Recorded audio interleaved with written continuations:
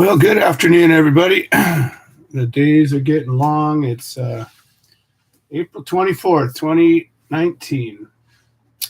And believe it or not, cannabis prohibition is still rampant in High Sierra.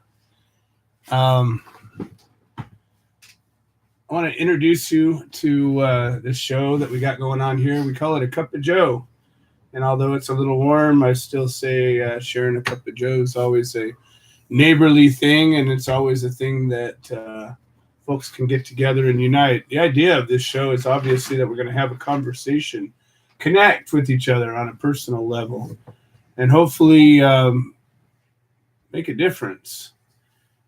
I've been working hard to make a difference a good chunk of my life as I became aware that there was some reason to be alive. When I was about 18 years old, I had an accident, and for lack of a better way to explain it in the short version, I bounced out of the back of a pickup truck. I landed on my head and got quite a noggin basher. Anyways, I was in a coma for a few days, and when I woke up, I can still remember waking up out of this thing, and I don't remember being in it. I remember waking up and having a moment of, oh shit, I don't know anything. I don't know who I am. And I remember looking out the window of my hospital bed, and out the window was this place that used to be a golf course. And back in, I think it was 1976 or 75, we had a big flood. And the flood came through and flooded out this area of the golf course. And they didn't rebuild it. So it was like the back, I don't know, the back last holes. And they just said, you know what, we're just going to let it go wild.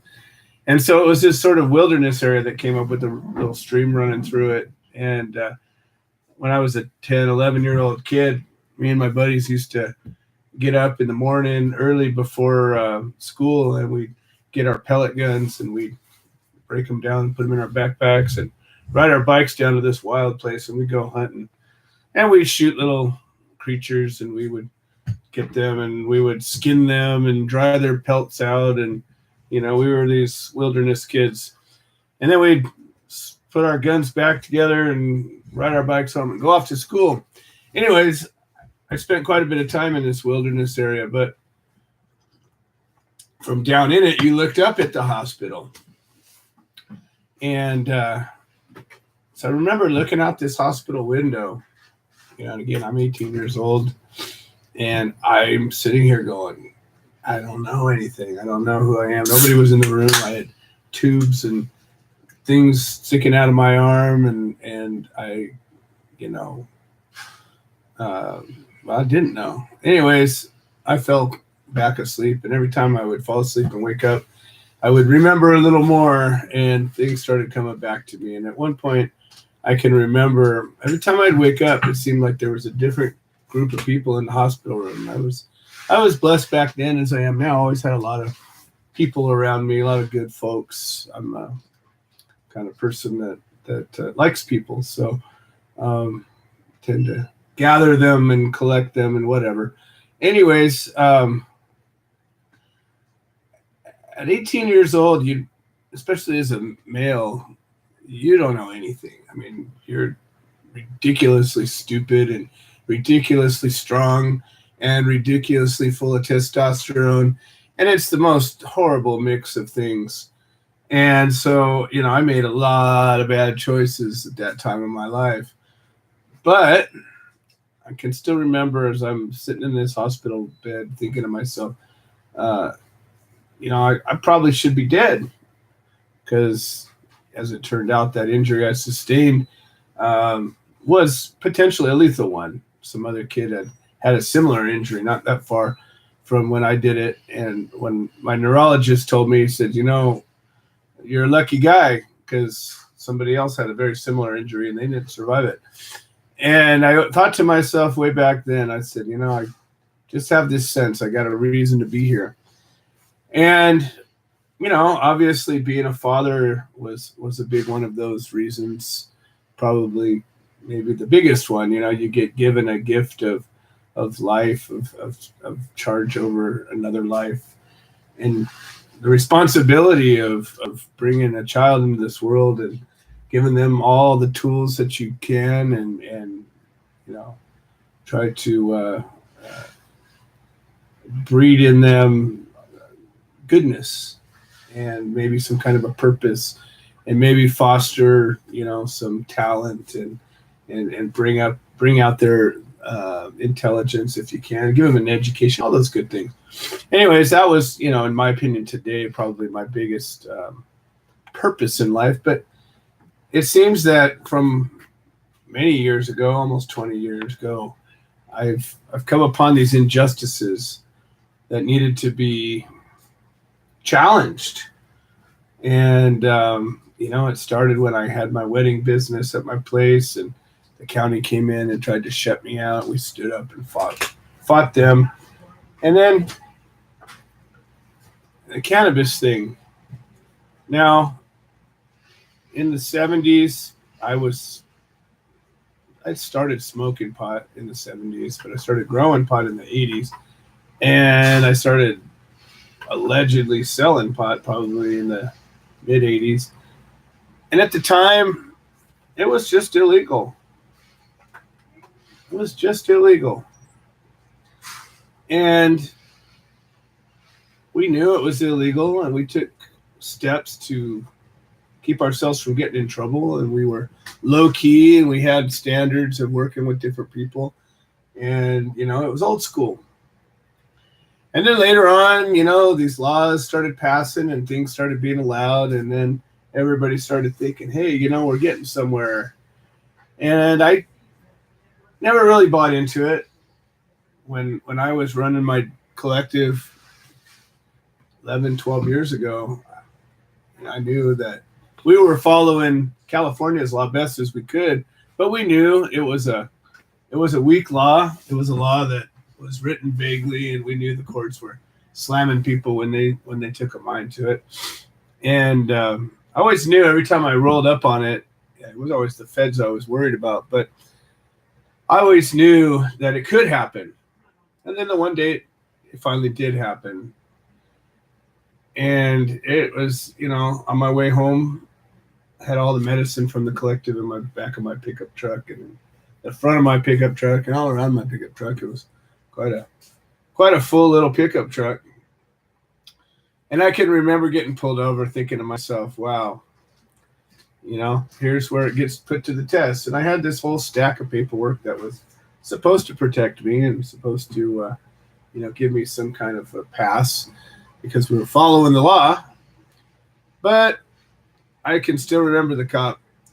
His last name was Banyan, and he was a douchebag. And I remember him looking at me and looking at all this pot and opening it up and scratching his head, and setting it out on his the hood of his car, and sticks me in the back of the car, and he's trying to be polite and keep me from getting squirrely, but he just kept coming back. And then he gets back up, and they come rolling up, and then my wife and my daughter come rolling up, and my wife's freaking out, and cop's got his hand on his gun, and I'm just like, oh geez, and I can remember them hauling me off to the local sheriff's station, and they start opening up all this pot, and of course it smelled really good because it was good pot, and all the cops laughing, and what a scene it was. And I'm sitting here, kind of numb at that time when it first happened. I'm sitting in a drunk tank for a minute with a drunk guy, thinking to myself, wow, first time I've ever been in jail, really. And I had no idea what was in store for me. I had no idea that here, more than 12 years later, I would, be a hardcore advocate, that I would have started a nonprofit 501c3, that I would have gone all around the country trying to help people fight their cases, that I would have ended up fighting a big case and getting locked up numerous times, and and having to be the tip of the spear for a little while. I had no idea all that was in store for me.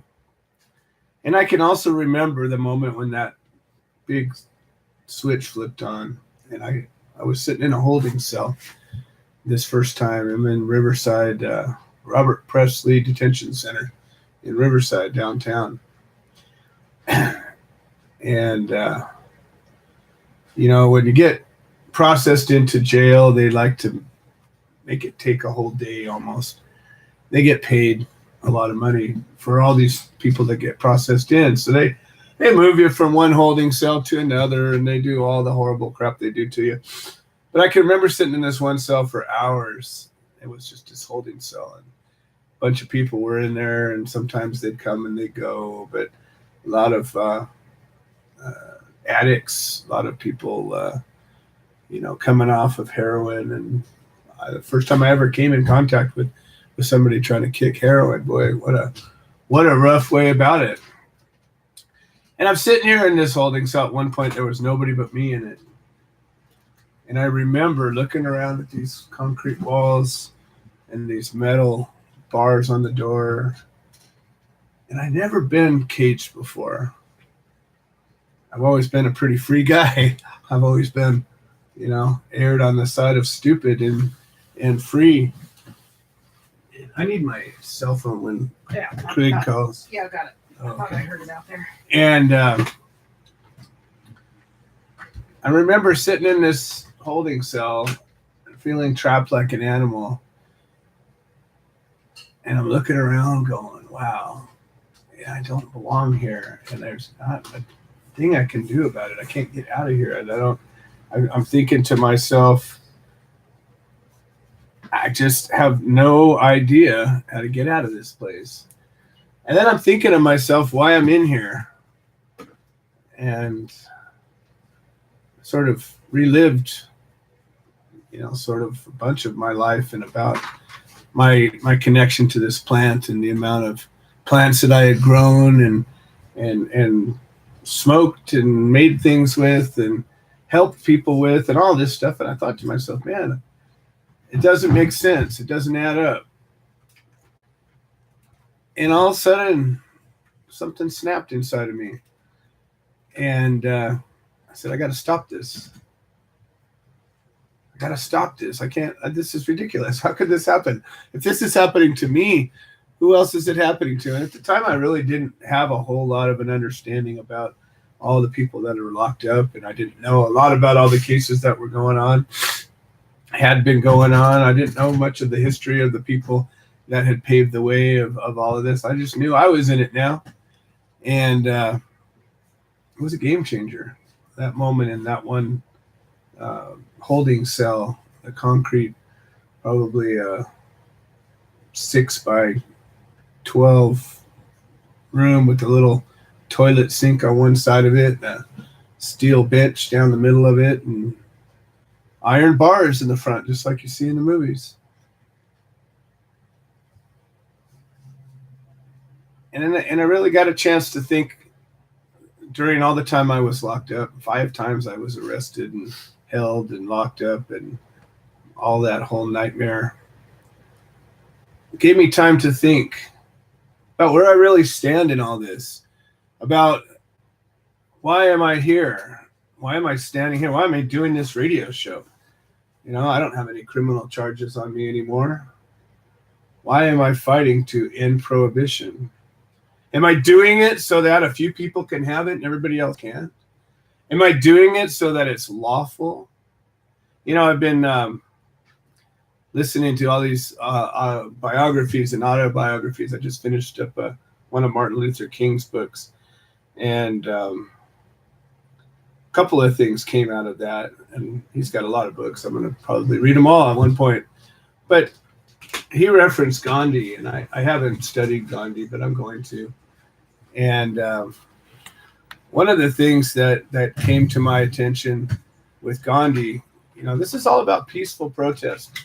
This is all about nonviolent action and resistance and the power that lies within it. They said that the British got so angry when the Indians stood together and protested in a peaceful way because they wanted them to be violent so they could respond with violence. And one of the things that kept coming up with Martin Luther King Jr. and the whole civil rights movement and Gandhi and fighting the oppression of the British was the idea of bad laws.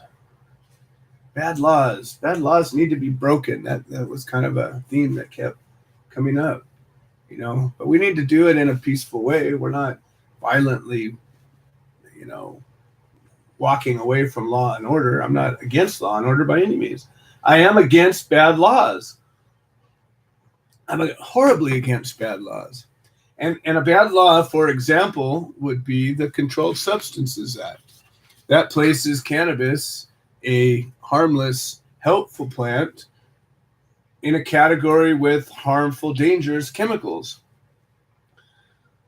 And one of the things that came up with this little bit of studying I've been doing was another quote, and I don't have the quote in front of me. I was going to be prepared today and have these things together, but essentially it had to do with the injustice and the problem. And the problem wasn't necessarily with the bad people doing bad things as much as it was with the good people doing nothing.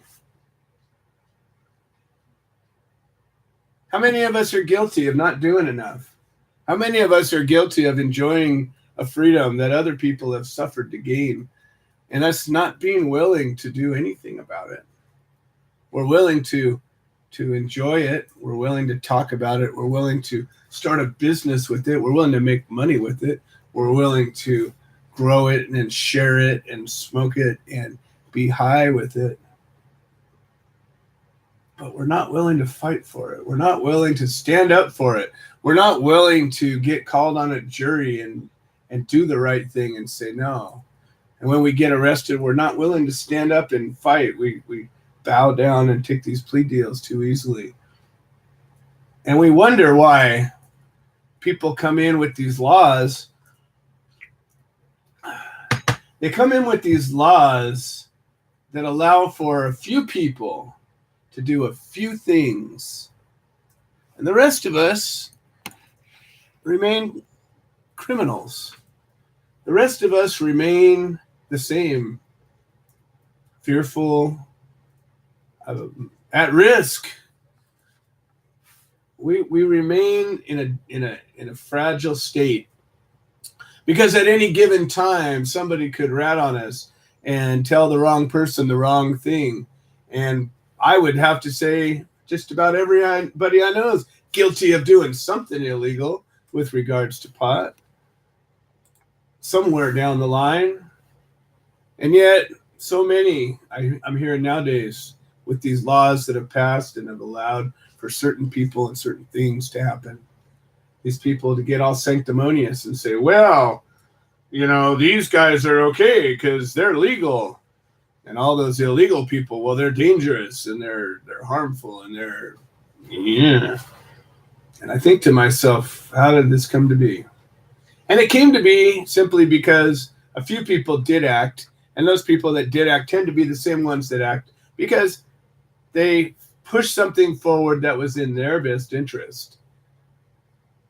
There aren't any good laws out there yet. There's some better than others. But there aren't any laws that just allow people to have this plant. And if you want to start a business, treat it like any other similar substance. No, it's not that at all.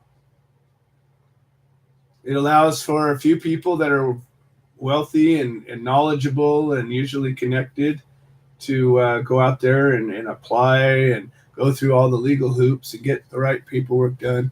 And then they have to go through these compliance things, and the growers have to be compliant, and then the manufacturers have to be compliant, and everybody's got to jump through these hoops, and the distributors have to be compliant, and huge amounts of products are getting destroyed because they're not compliant. And are they poisonous or toxic? I don't know. Still haven't heard of a single person dying from pot, There's one guy claimed that, it was a moldy pot that killed him. I would bet if we were to examine these cases that it wasn't directly just one thing that caused this harm. And then we compare it to other substances on the planet. Go look up Google recalls of food and medicine. Google thalidomide. They've been recalling. Yeah, there we go. We got this drug that was FDA approved at one point, and thalidomide that's caused countless deaths and deformations and just horrible mutations that it caused in children, and because of pregnant women being given this FDA approved drug. That doesn't happen with cannabis. It doesn't, nor has it. And the other thing that I heard about Gandhi, and again, I haven't even begun to study this guy, but he's certainly somebody that needs to be studied and somebody that I want to spend some time studying. I was told, and I don't know this to be true, but he never had more than about 100 people that were close to him that were actually doing the work with him. I mean, he gathered lots of people together and inspired lots of people, but his people, his team, was never a huge one. And I think to myself, well, that's inspiring, encouraging, because our little team is getting bigger and better. And we're covering more ground, and we're doing more things, and we're reaching out with a common vision and a common goal of actually ending prohibition, ending it. Not trying to pass another shitty bill, not trying to get another flawed law, not trying to take another baby step, but just ending it. And of course we support anything that's better than what we had. Hey, if it's better than what we had, it's better than what we had. If it gives us some freedom, that's some freedom we didn't have. But I'm not going to stop until we don't have anybody locked up anymore. I'm not going to stop until it's not a crime anymore. I'm not going to stop until anybody who needs this plant can get it at a reasonable rate, because it's not overly taxed and overly regulated. And if somebody feels like growing it in their own backyard any way they want, organic or not, it's not my business. They want to make medicine out of it any way they want. Not my business. If they want to put it in their body any way they want, as much of it as they want, anyhow, it's not my business. Unfortunately, money gets involved. And I think that we're in a place where we could have a swing. I just heard that this morning, one of the kingpin in a drug company just got indicted as part of the opiate crisis, and the DEA is actually going after the head of I think it's the CEO of a fairly major drug company, and it has to do with the opiate problem. Now that's a real problem that actually has victims. And a lot of money has been made, and the drug companies have pushed a lot of things to happen in a certain way. And if you look at the money and where it goes and where it comes from, you'll see it's all connected. Prisons have been built, laws have been passed, and it all goes in one direction. But we got Craig Cecil here. We'll see what he has to say. Hang up to decline the call or to accept. Dial 5. Craig Cecil, how are you doing today, my friend? Hello, Joe. Well, let's see. It's about 50 degrees and raining here at the federal prison in Terre Haute, Indiana. So I say it looks like April. Right on. Yeah, it was about 90 degrees out here today, and sunny and warm, and all those pretty flowers are all dried up, and we're getting into the warm season already. Well, considering this is a building built in 1937, and it has no ventilation and no air conditioning, and there's just a bunch of broken windows, we dread when it gets to be 90 degrees and more. Yeah, I can imagine. You probably get quite a great aroma coming up out of there. Oh yeah.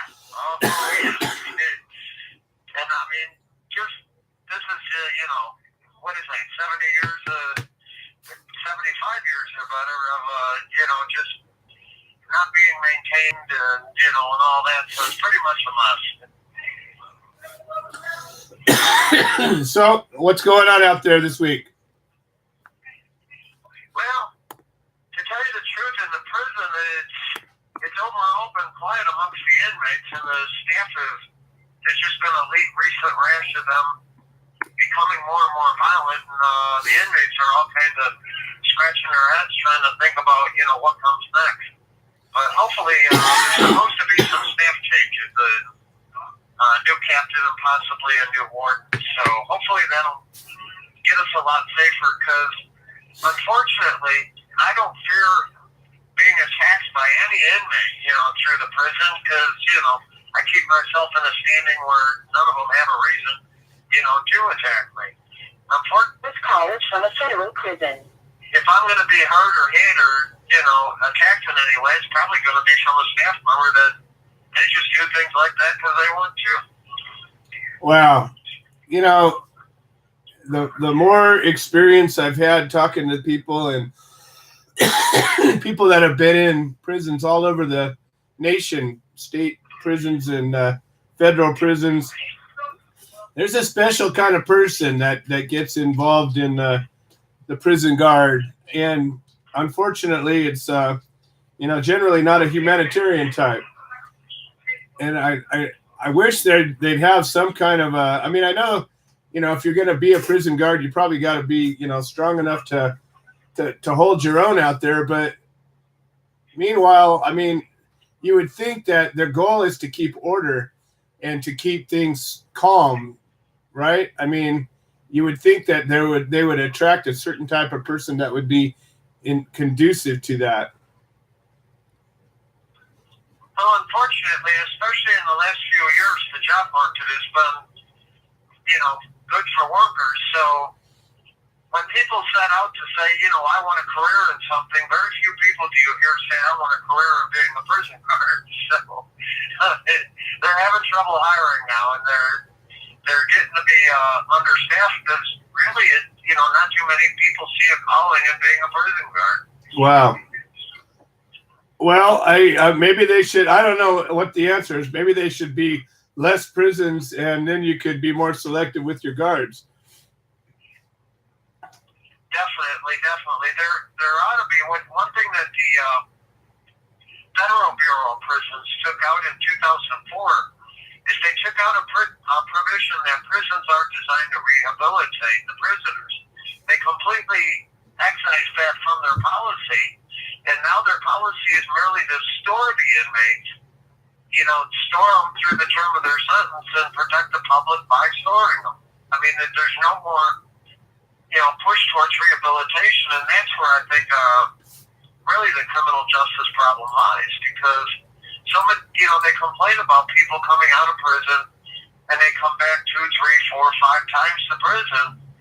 And I think a lot of the reason is the only thing they learn in prison is that they, that they have to deal with authority by using force.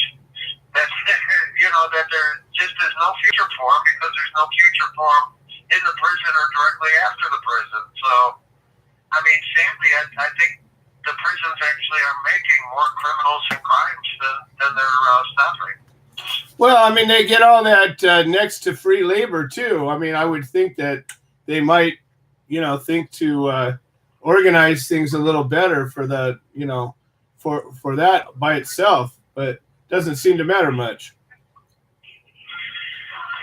No, unfortunately, I think the biggest weakness is there's nobody that oversees the prisons. There isn't a group like OSHA that oversees manufacturing and construction and kind of verifies the safety of the worker. There's nobody that oversees the prisons and verifies the safety of the prisoners or even the safety of the staff that act right. So that lack of oversight just kind of leaves everything to run amok as it does. Well, anything good to report? Have you guys started your softball yet? Yes. As a matter of fact, on the there's an electronic bulletin board at the prison, and just today they posted up the schedule that I finalized on Monday. And so the teams aren't selected, the schedule's up. Our first game will be Friday evening, which so far the weather looks good. The ball field's ready, and hopefully I've got enough umpires trained. Excellent, excellent. Well, I wish you the very best in that. Hopefully, you guys will have a great game. Did you hear about I heard on the news today there was a CEO of one of the drug companies that just got indicted or charged with drug conspiracies for being part of the opiate mess. His company did some shady things early on, and when the Oxycontin and all these opiates were really flooding the market, there was a point where they were giving them out like candy, and people could go from one doctor to another and get multiple prescriptions and have all they wanted, really. And these drug companies weren't doing anything to keep that from happening. In fact, they were making it easy for people to have access to this. And I guess they're finally going after a couple of them. So, maybe they're spending their time on something they ought to for once. Yes, I remember actually. This call is from a federal prison. As a prisoner, it's not all that easy to talk well of Jeff Sessions, because that is something that he put in motion, that rather than the federal government or the DEA chasing after guys that were selling crack on street corners in New York and Chicago and LA, that instead they're going to go after these big distribution groups, especially the fentanyl, all the different kinds of the prescription opioids. And you can see the fruits of that recently. You see all those pharmacists and doctors and like you say, even drug company executives, now at the end of a year or two investigation, they're arresting them, showing that they're, prescribing just huge prescriptions to, hundreds of people. A lot of them they never even examined.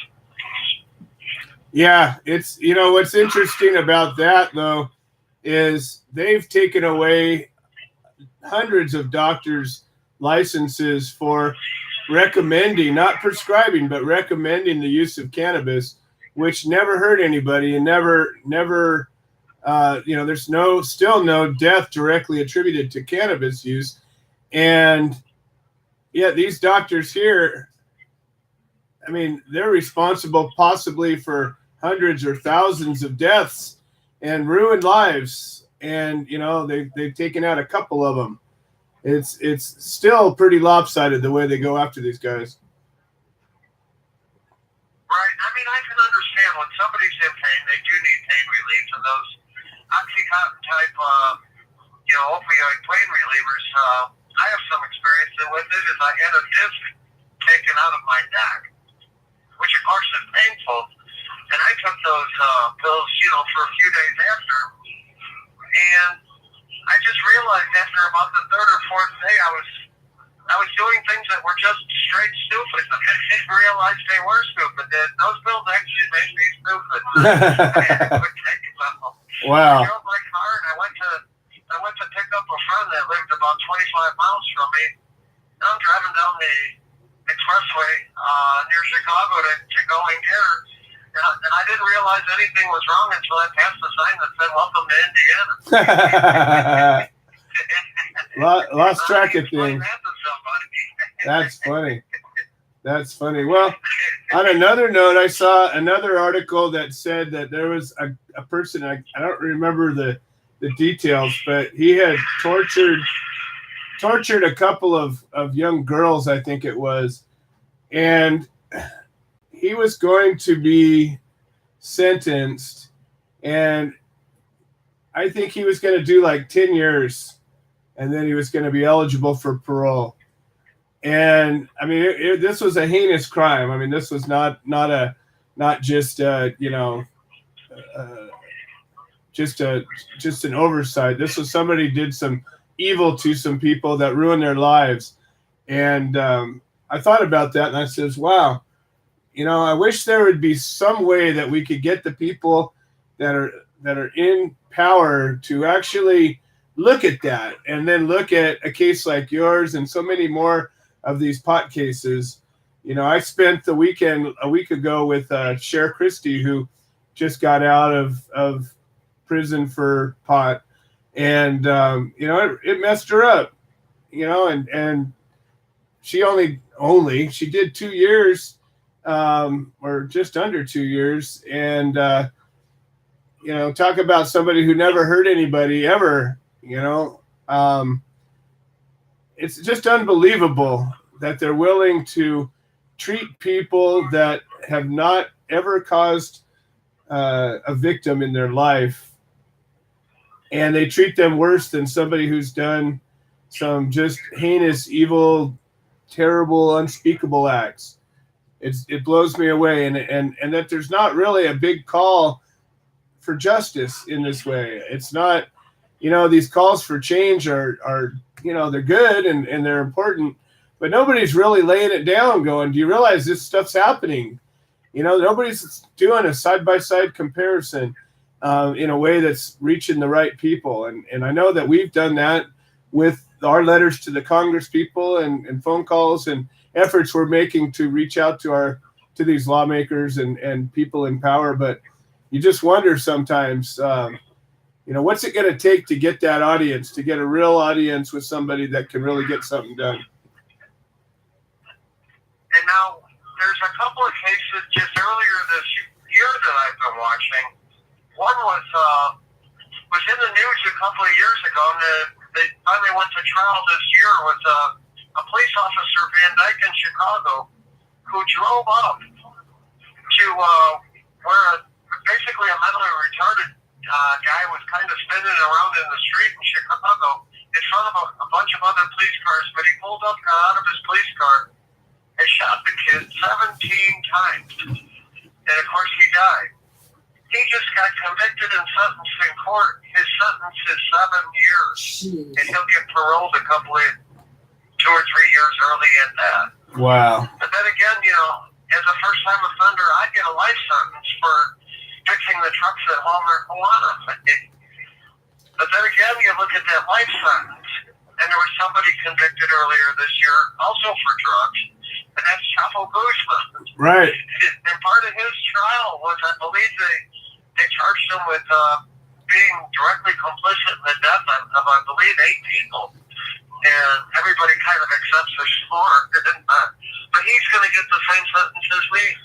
Right, right. There's something wrong with our sentencing.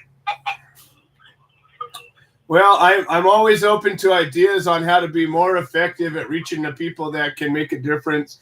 And of course, I always encourage people to do what they can to be one of those people that can make a difference. So you got your first beep already. I'm going to let you round it out. Well, first of all, I want to thank everybody that's, you know, forwarded letters to their congressmen and all that to say, you know, why does federal drug crimes, marijuana, carry higher sentences for distributing marijuana than it does for raping or murdering people? You know, why does it carry 3 to 4 times as much time in prison? You know, why is that, you know, the scourge that we have our law enforcement chasing after, but yet there's murderers and rapists who get 3 and 4 year sentences? There's something wrong with our sentencing system that the federal government needs to really make an effort to fix. Well, and there you have it. Craig Cecil talking to us from Terre Haute, Indiana, where he's currently in prison. Indirectly for pot, serving a life sentence without possibility of parole. Without possibility of parole. Now, most people that get convicted of violent crimes, virtually all of them, at one point are eligible to get out. But if you're convicted in a drug crime in the federal system, no parole. No hope. And good people are sitting silently and not doing anything about it. And that's what I'm here, hopefully to engage one of you maybe 2, maybe 100, maybe 1,000. Imagine what it could do if we had 1,000 people that decided they really wanted to work together to really change this once and for all. I do. That's why I'm here. All right, we've got our featured guest, Don Skakey, on the line right now. And we also have Glenn Keeling, Pete Yapel, and Tom Corby to speak. And I'm going to bring up Glenn Keeling first because I know he has to leave early sometimes. And then we're going to go to Don, and then we'll go to Pete, and then Tom will wrap up the show. So Glenn Keeling is currently fighting a case with his wife, Peggy, in the state of Ohio, where they have a law that allows you to do some things and not others. And as is so often the case, they pick and choose what they say you're doing and what they say you're not doing. And they accuse you of doing things that fall outside of what the law allows you to do, which is why all of these laws are nothing but bullshit. They don't work. We need to correct it. We need to end it. We need to decriminalize. We need to repeal these laws. Then we wouldn't have such a problem. Then Glenn and Peggy wouldn't be fighting a case like this, where the government says, well, you weren't doing this, you were doing that. And while in the middle of fighting this case, that could end them in prison for a long time, but it won't, because we're standing by them and they're fighting, and the right thing is going to happen. It is happening. But they're also leading the charge. They're coordinating and leading a chapter of the Human Solution International. They've got the Creative Care Beacon chapter. And last weekend they were out at a show representing. Made me proud. So these guys are out there on the front line battling around where so many people are busy pissing on themselves because they're trying to get their business to go, and they're trying to hurry up and stake a claim rather than fix the problem so anybody can enter into business if they decided they want to, or just grow and make their own medicine. Glenn Keeling, welcome to the show. How are you doing today? I'm doing good, Joe. I'm doing good. Thank you very much for having me on. Always my pleasure. So tell me about the weekend. What happened? Oh, we had a great weekend. We were able to go to the very first Ohio. It was the Holistic Health and Cannabis Expo held in Lima, Ohio. I was able to go over and give a speak on both Friday and Saturday. I talked about what the Human Solution done. I talked about Craig Cecil serving life in prison. Man, I tell you, that's cool. A mechanic serving life in prison for cannabis. Never even touched, never even seen. You know, we talked about Lance Moore serving 10 years in prison out there in Washington. It amazes me that how many people just are surprised about people serving time in prison. You know, we talked to a lot of people that were just amazed that people are still serving time or getting arrested here in Ohio still for something that people are allowed to go to the store and buy. That's just, it just shocked a lot of people. And it was really nice that most of the people we talked to over the weekend were in police and above. So that's kind of nice. It shows where the cannabis movement is going and who's paying attention to it. Yeah, we're facing time ourselves here in Mercer County, Ohio. A lot of time, too much time for two people to be serving for any kind of a plan. But yeah, I tell you, reach out to us, reach out to any of the chapters. You know, there's cases going on near you, close to you that, you know, need support. There's somebody that needs to be reached out. Find your closest chapter, man, and reach out, because the Human Solution, man, has got a great bunch of people. And I'm so glad that a year and a half ago that we reached out to this group. Well, we are too.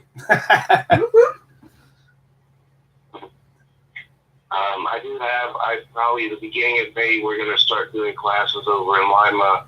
A little bit of CBD 101, Cannabis 101 at a place called One River Collective under Joshua Hayes' doctor office. It's pretty nice that we get a chance to go and teach about cannabis and let people know that there is an alternative.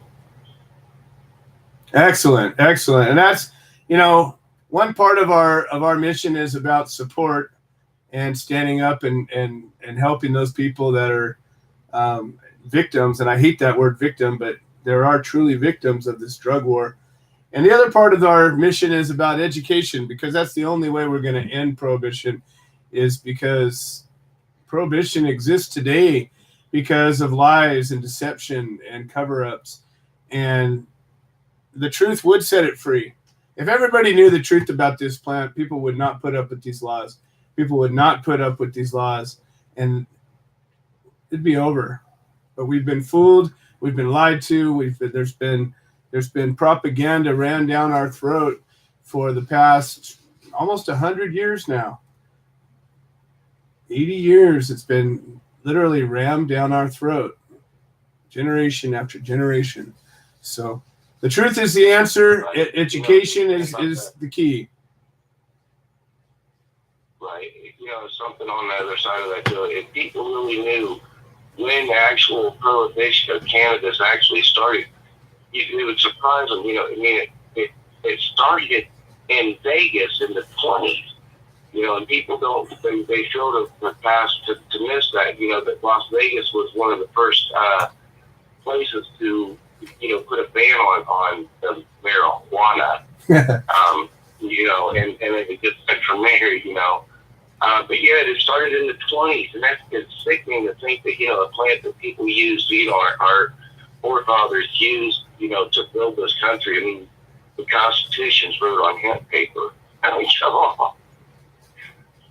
Yeah, it's unbelievable. Well, I am more than proud that you guys are standing up and working with us and helping us while you're busy fighting your own case. And I am just would always encourage anybody that's anywhere near Ohio, if you guys want to get involved with some good folks doing good work, get a hold of Glenn and Peggy. And how would they do that? You can find either one of us on Facebook. We also are under the Creative Care Beacon. It's the Ohio chapter of the Human Solution International. Or you can just simply call me. My phone number is 419-863-0498. Excellent. Well, I appreciate, as always, the hard work you're putting in and especially sharing your exploits with us. And I'm just proud to see you guys out there growing and sharing and educating and being a part of the solution. Thank you very much, Joe. Proud to be part of this movement.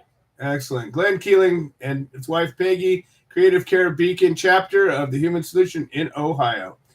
All right, now we got Don Skakey up, and he is advocating a bill, and I really haven't studied this bill, so I'm just going to bring you up, Don, and let you tell us a little bit about the bill. First, I want to introduce you and welcome you to the show. Don Skakey, welcome to the show. Hi, Joe. How are you? I don't know if you remember, but we actually met at the world famous cannabis farmers market in Tacoma several years ago when you were doing a bus trip. I do remember you, actually. We were we rolled up, and I think I was with Debbie McReynolds. Carrie Boyder and others come to mind. Oh yeah. There was all them as well. Anyways, but I know our time is short, and we don't need to rehash that. No. First of all, I want to thank everybody that writes a letter to a prisoner.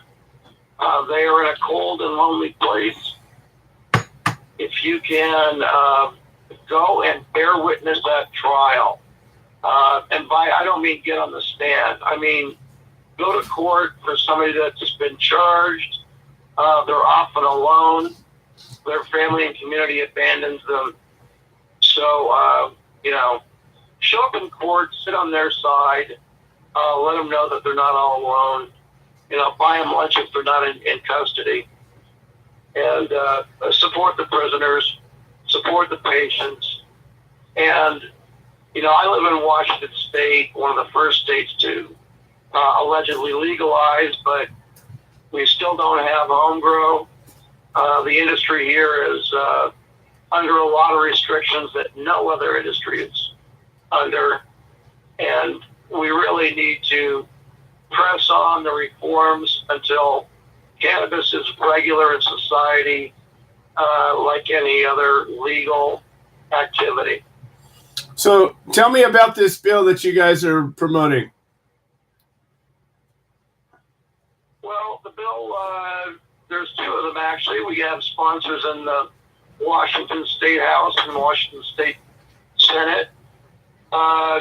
Washington is the only reform state that I know of that does not allow home growing by adult citizens as part of its reform. So to correct that, we've got a bill for 6 plants, which is what the majority of the reform jurisdictions, including Washington, D.C., have. Colorado allows 12 plants, and Michigan also allows 12, and Oregon is down at 4. But we figured that 6 was a good place to be. So, and we have awesome sponsors, and they support us well. But the legislative process, we got our hearings, but we did not get voted out of committee. And so we're going to press on. We're going to write a new bill for the coming legislation session, even though our bill is still live. And we're going to ask for more in hopes that they'll actually move the other bill forward. So those are the basics. So what is your thoughts? These 6 plant rules drive me crazy, and I want to throw up in my mouth every time I see that, when we go and we go so far as to change things, and then we change them like that. It's like, I'm just curious. What's your personal thought about, the idea of 6 plants is legal, 7 plants is a crime? Right. Well, you've talked to all of our people for so long, that any restriction on numbers is really, it's a false control. People are going to grow what they grow. But when we look at it from the way we have it in Washington, there is a legal, regulated system, and there is the black market. I myself, if homegrown were to be legal, I would want to grow my 6 plants to be able to control what I put into my own body. My needs are few, so 6 plants would be okay for me, even though they might not be for others.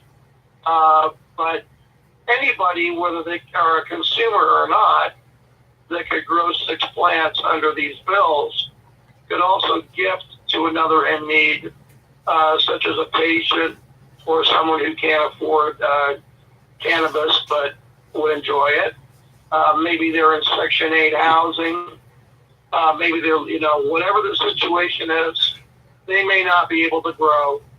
And these bills would follow what we have come in our culture to know, that you share what you have when you can. And it's not always about the money. It's about enjoyment. It's about the social experience.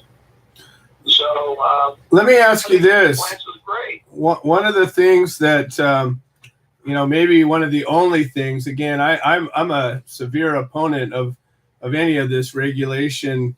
And, I just figure why not go after, what's right, which would be let it be a plant. But the thing that I see that we've actually made some progress in California, at least, is that the stakes have lessened. When you break the law as it is today in California, it's less likely that you're going to do prison time, and it's more likely that you're going to be facing a lesser crime and probably a fine or something. But they'd have to be gunning for you pretty hard to find yourself in prison. Doesn't mean you couldn't, and there's still plenty of folks in every legal state going to prison still today in Washington as well.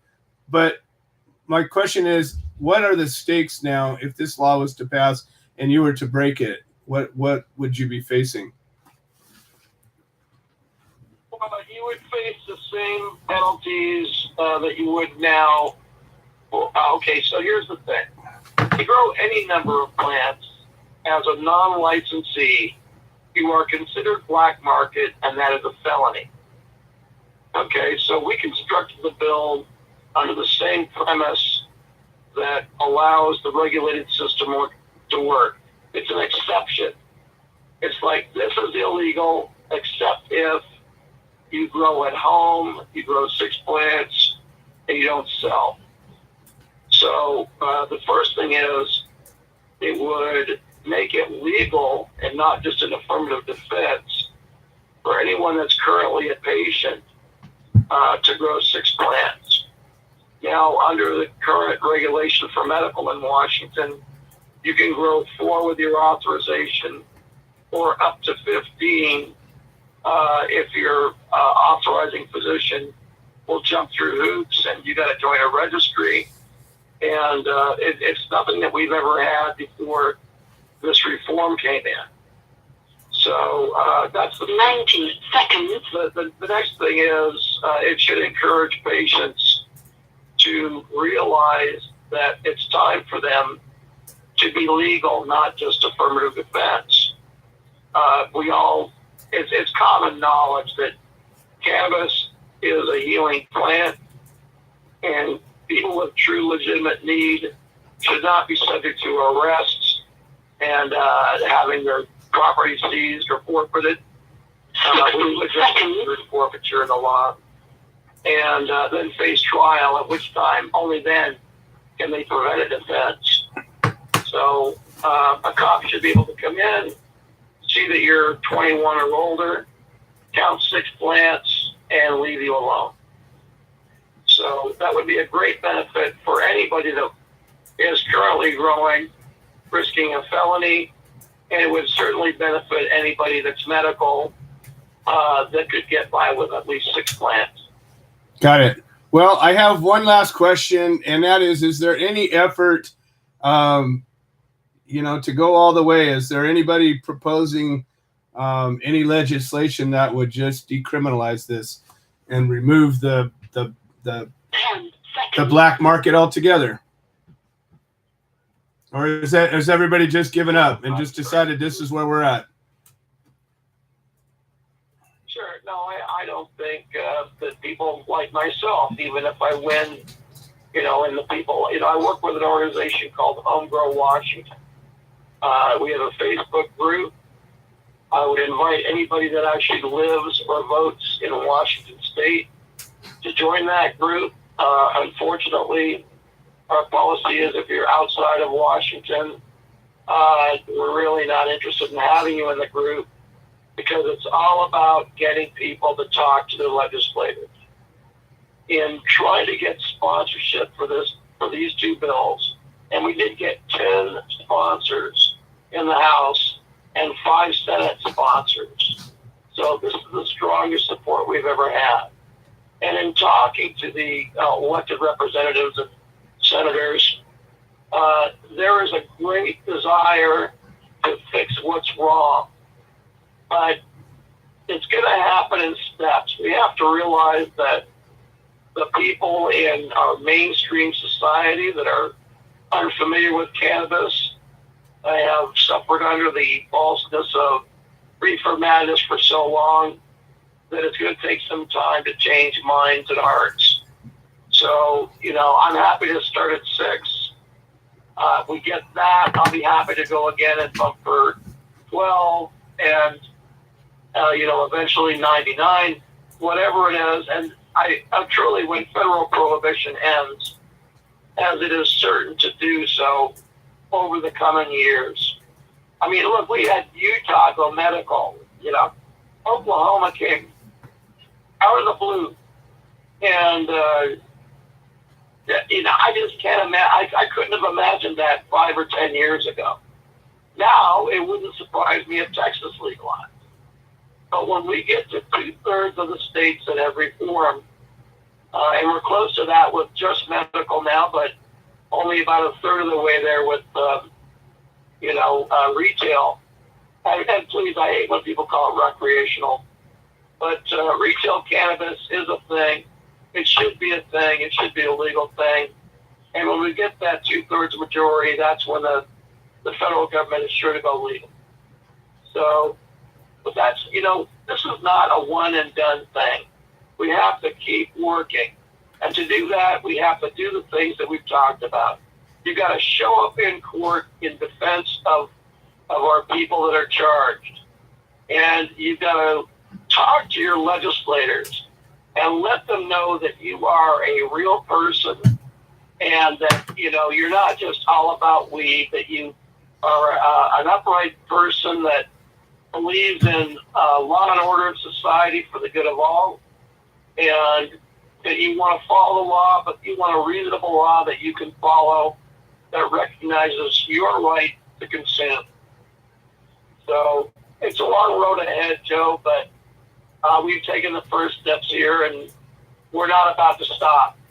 Excellent. Well, that's the most important part to me, is that we recognize that there is an end game, and the end game is about liberty. And until we have it, we're still oppressed. Until everybody has access to this plant, regardless of their social status or their financial abilities, we're fooling ourselves. So I appreciate the hard work you're doing, and I encourage anybody who's in Washington to get a hold of Don through the Homegrow Washington Facebook group. Is there any other way that you would have somebody get a hold of you?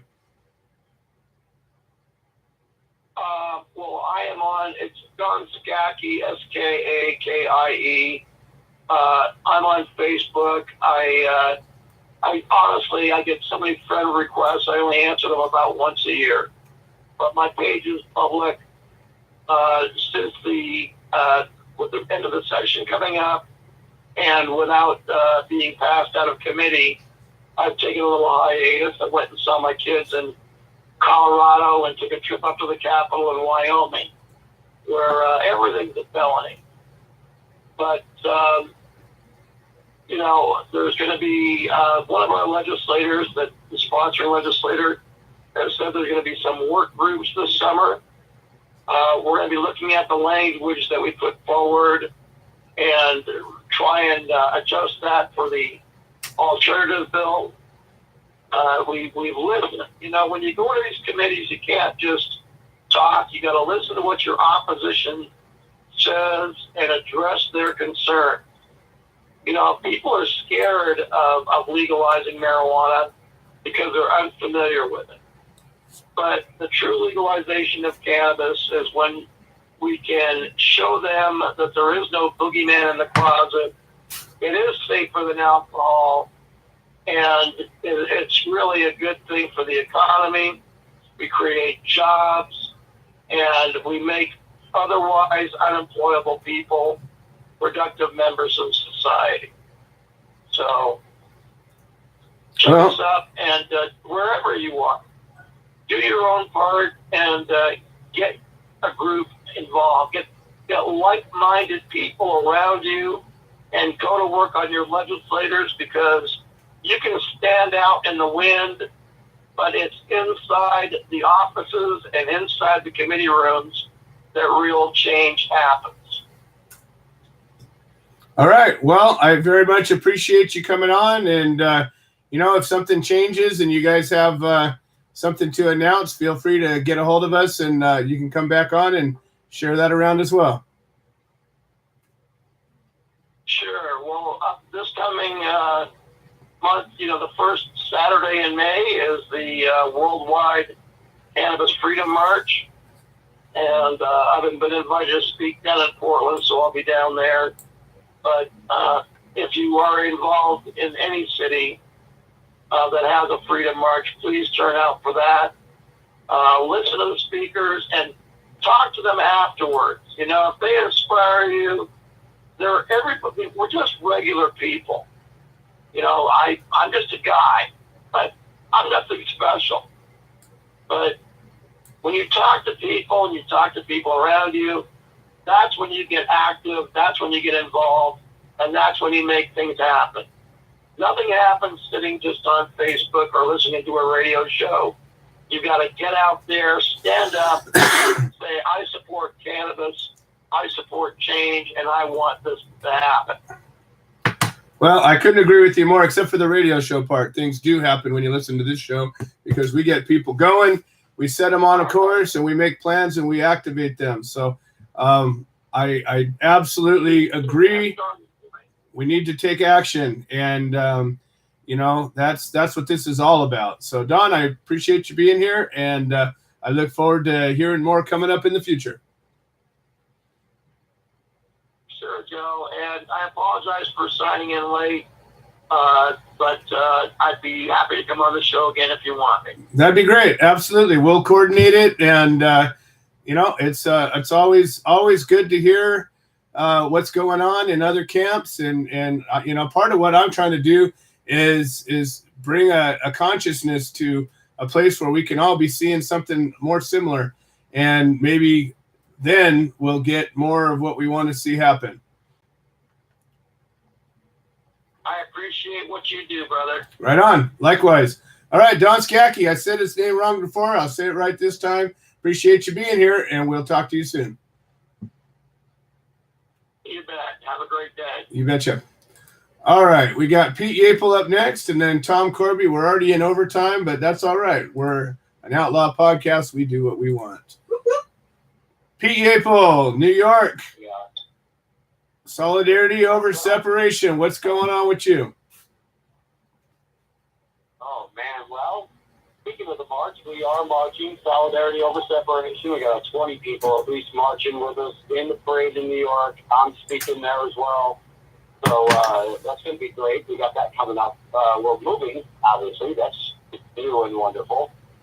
And about taking action, we're taking action again. I was meditating the other day, about a week ago, and now I'm going to walk across the United States and try to bring us all together. If I have to knock on doors, it's about people taking action. And like you say, if I've got to stir things up by taking a bunch of people with me and walking from one coast to the other coast to try to make, us all just come together for one thing. Just come together for one thing. I mean, Lord, I don't care if you wave to me when I go by. I don't care if you put it on Facebook. Do whatever it is. But we'll have places we're going to meet and stop.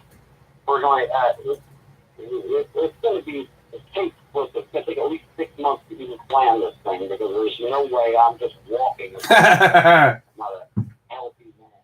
You know what I mean? I'm not going to stick a backpack on my back and just start walking with a bottle of water. That's not the way I'm going to do this. That's good to hear. I've had a few people reach out a little bit concerned. No, it's not anything like that. With it. By himself. Yeah. It's going to be planned. So you know better. I do, but I didn't know what to tell these people that are going, what's he doing?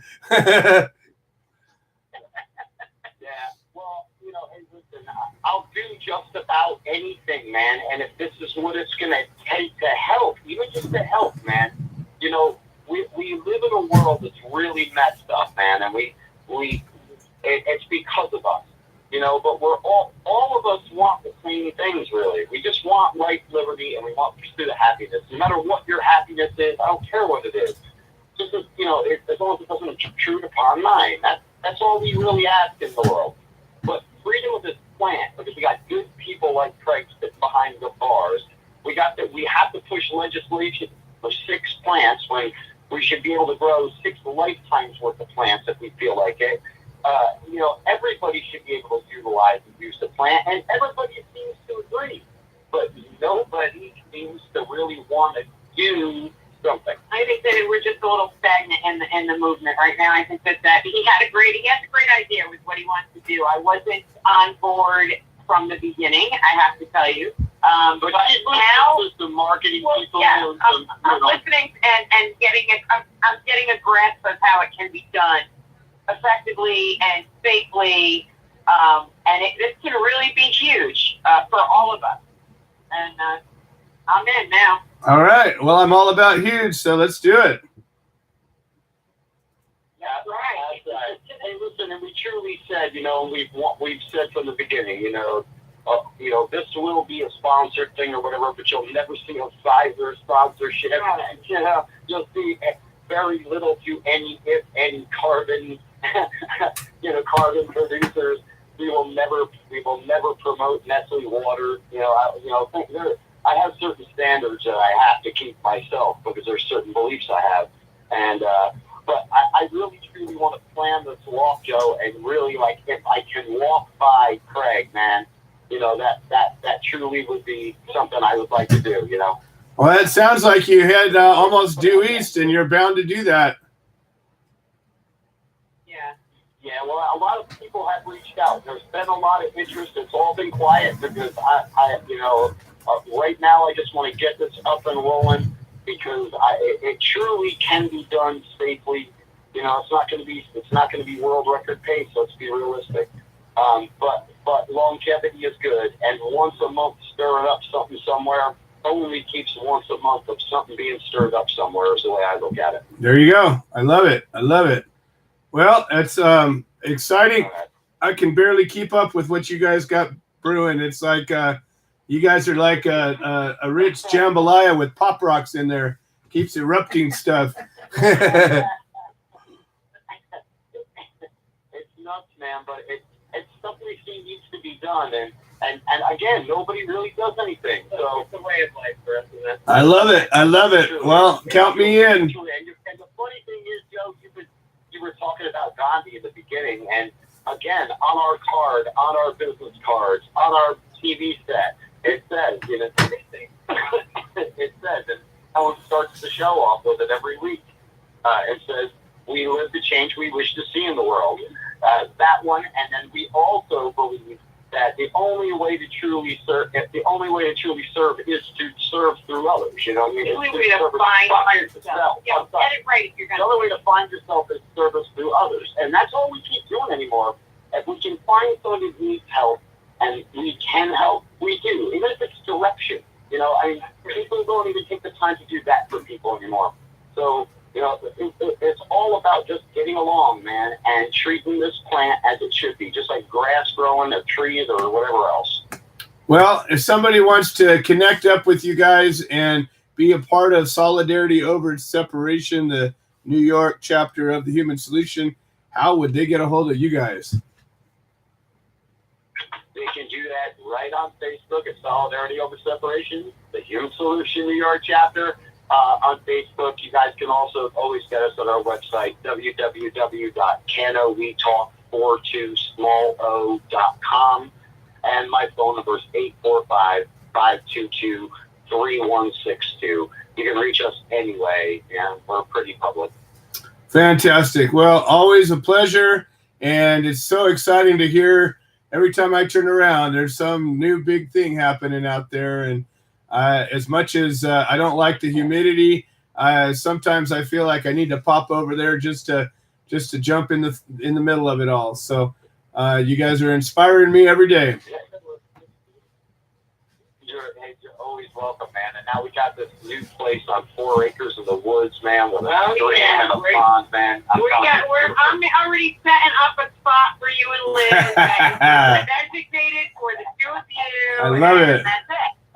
I love it. Well, we'll be there. You know that. Awesome. Awesome, man. Great talking. All right. We'll talk to you guys soon. Thanks for coming in. All right, folks. We're now 15 minutes over time. We got just enough time for Tom Corby, the lion of a man from NorCal, California. Tom Corby, you're live on the air. Welcome to the show. As always, I want to thank you, Joe, Lisa, Mary, Becca, all the great speakers today. Donna and I want to thank you again for the love and support. Donna's back at the hospital. She's at the hospital. She went to her doctors today. This morning, Frank took her. She's been in the hospital all day with Frank. Thank him so much. And Nick Moran for being here for us. I every week that we count or count. We have the cases left. You, of course, know W. Lucero very well, having come to her many times. I believe she had about 50 pre-trials. And we went through many of those, and I realized, folks, that we have to set our priority. Which number one trial, which will go a long way. Otherwise, we muster local court support, and this is detrimental. And that's a 50-mile radius, you'll agree. Doesn't mean that you can't come the distance. I understand the Lewises, Nicole Lewis might come up from Fresno. This is at 10:30 a.m. tomorrow at Sacramento. For 9th Street, Department A at 10:30 a.m. I have this message, Shelby, I just got days ago, a very short that I told her. I said that we'll try to muster as much court support as possible on Dallas right here. Always. I'll put it on Facebook. I have all my friends out. Every day I'm getting 4 to 6 friends requests. And I think any way we could go viral, get the word out, that's what we do. Dr. Sarah, this message. This is Shelby. I have urgent request for court support for a disabled combat veteran. Folks, that's a combat veteran. I'm a veteran, but I never get caught. So we gotta come harder here, aren't we? And his wife, who has lupus, oh my gosh. This Thursday, this is tomorrow, 425, 1030, Department 729th Street. These folks were raided with an Army tank. You'll remember, so was Shelby Lucero, Sacramento. They brought it to the front yard. What are we doing? Waste of time at taxpayers when he terrorized us over a plane. Incomprehensible. They only had 100 class. They're both scripted, and that's 50 each, so it's kind of different. If you go over 99, you can't get 11 rule. Those totally have one, the thick brand, in other cases with a 99 flat. When you go to 100, they got you. Mostly we're just clones. Either have crack or other drugs. Please get me for more details. So I did, and we worked it, and then posted on Facebook. Be ready tomorrow. I don't know what's going on with Donna's hospital. This is quite important, folks, when you come to arraignment. Those have always taught me. I have every until you get to arraignment, and then the game's on. Just when you reach for your 9-5, dismiss probable cause portion. This is when you make sure all the discovery, that has all the discovery. They can't take you to trial until you have all your discovery. This is the time we start seeing all the good and want to throw everything out on the stick of you. Of course, take them to trial on a 45-day time waiver. That's what we do. This is how the fat lady said. So tomorrow, what I told Shelby, women probably go all day. On the other hand, she'll tell you, probably maybe just a continuous, because that's what happens on most of these cases. Shelby will tell you. Both the DA and the defendant have to have time to build their case. I'm gonna venture to say this could be go on the next series for maybe 2 or 3 months. This is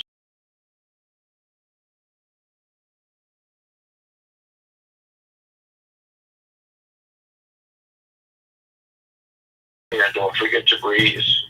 I think it's time to break everybody. All right, thank you, Tom, as always. And I want to thank our screener, Non-Compliant Mary, for being here, and Lisa for doing the live feed, and Becca for arranging our guests, and everybody that called in and shared their stories, and everybody that has decided to be a part of the solution. I thank you all, and we'll see you all next week. I am Willie Nelson, and the Willie Nelson Teapot Party and I endorse the human solution, supporting cannabis prisoners because no one should go to jail for a plant.